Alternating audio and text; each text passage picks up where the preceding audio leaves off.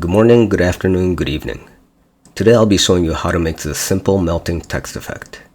Text will stretch and melt downwards with time.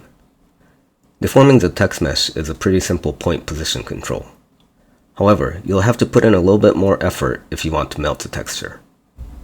I'll be using the remesh node group I've introduced in the past video. So if you have not watched that one yet, I recommend doing that first. Alright, let's get into it.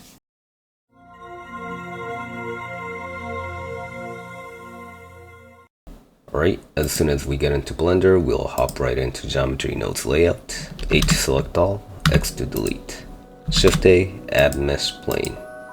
Using numpad 7 and 5, go into top orthographic view, click on new, delete group input, and replace it with string input. Enter test, pass it through strings to curve, then output. Right, today's effect is going to be melting effect, so text is going to melt downwards, like so. So let's get started. Right, we'll start off by resampling. Change count to lengths and length to 0.01 meters. Next, we'll fill the curve. And we will be using triangle fill today, and then realize. Alright, so in order to melt the text, we want to be able to change the position of points, so we'll just use a set position, and from offset pull out a combine XYZ. Next, add a noise texture, and from factor connect to Y. And now you can see the text is kind of melted but shifted upwards, so I'm gonna use a mask node and change the type to multiply, and multiply by -1 to bring it down. Right, so let's insert a mix right here, and using Alt S, switch the top and bottom socket, and if I change the factor from 0 to 1, you can see the text melting downwards. Okay. However, I don't want it to just melt. I want it to melt and stretch. So what I'm gonna do is pull out a bounding box from here, and also a position node. From max, using vector mask subtract, I'm gonna subtract position from here, then separate XYZ. I'm just gonna create some space here and duplicate a multiply, and multiply Y with bottom. Okay, something like that. So now if I change the factor, you can see the text not only melting but stretching downwards. Okay. Right, if we want to animate, all we have to do is insert a scene time here, and also turn off the clamp factor and run the animation. So you can see the text stretching and melting at the same time. If we want to control the speed, let's duplicate this multiply and insert it after scene time. And if I were to enter 0.5 in here, speed is going to decrease. Of course, you can set it to whatever value you like. Okay. Right. Let's see. If all you want to do is melt the mesh, this is all you pretty much need. But if you have texture on top of the mesh, and if you also want the texture to melt, this is not good enough. So to explain, let me add a set material here, and select default material. I'm gonna open up another pane and change it to shader editor, then select material, default material.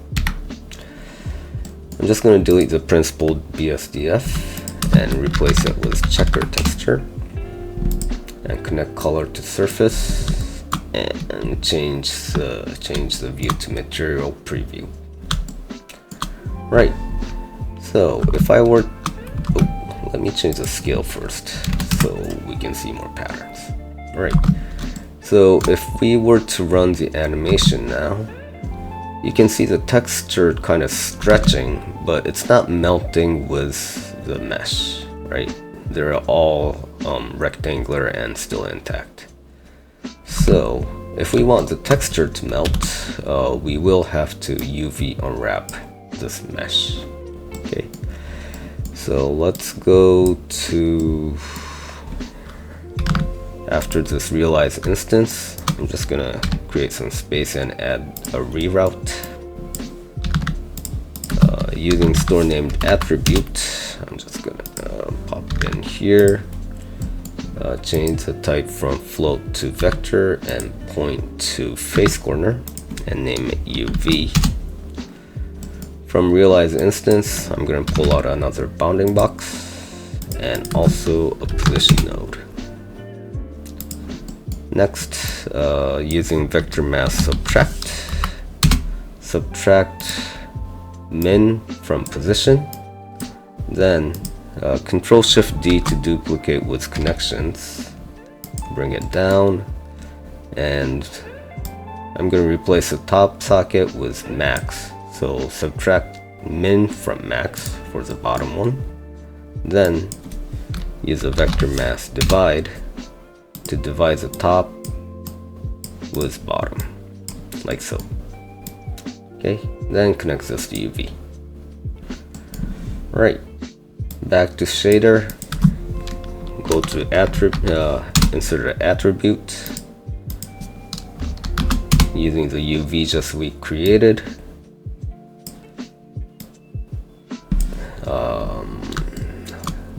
Plug it into vector. Let me just add a mapping here and increase the X scale to 3 so we have a little bit more square texture, checker pattern. Alright, and let's rerun the animation.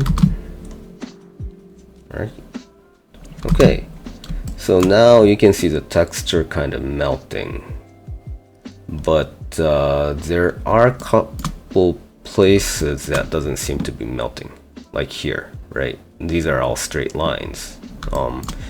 The reason why it's not really melting is because we used a triangle fill in the beginning, right? So these textures are basically placed on top of these triangle mesh, and since the triangle mesh isn't deforming, the texture isn't deforming as well. So triangle mesh is not really advisable, but what about Ngon then? Let's change it to Ngon and rerun the animation. So Ngon is not great either, right? You can see all these artifacts happening during animation. Right, so we can't use triangle and we can't use Ngon, so what should we do? In previous tutorial, I've released a node group called Remesh. So if you haven't watched that video, go back and watch it and just make that Remesh node group. But what we will do is remesh into square meshes, right? So what I'm gonna use is remesh 2D and change the resolution to 0.01 and plug the result into realize. Okay, if I run this animation, it's gonna slow down the animation significantly. So what I'm gonna do is first save this blend file, then add a bake node. Okay, make sure that you're at frame 1 and bake. Right. So as soon as we bake and we remeshed, so if we rerun the animation, this is the result. Okay, so as you can see, the straight lines are gone and the texture is melting along with the mesh. The reason for this is the remesh node group that we made is, well, like I said, it changes the flat mesh into square cut meshes, right? It's all gridded. So when we run the animation, the texture on top of this mesh is gonna melt alongside with how this mesh is forming. Okay, that's why it's more recommended. All right, so let's summarize what we did. Today's effect is melting text effect, and this is an overview of the node tree. There's basically three parts to it. The part that realizes mesh, then the part that UV unwraps, then this part deforms. Okay, let's take a closer look from the left.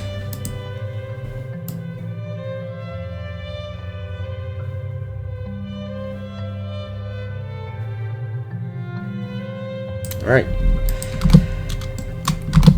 Okay, so this effect I think is perfect for Halloween or, well, spooky season, but due to the remesh tutorial coming out kind of late, it's kind of overdue. So you might be able to use it next year. So come back and re-watch the video if you decide to use it. Alright, thank you for watching and see you next time.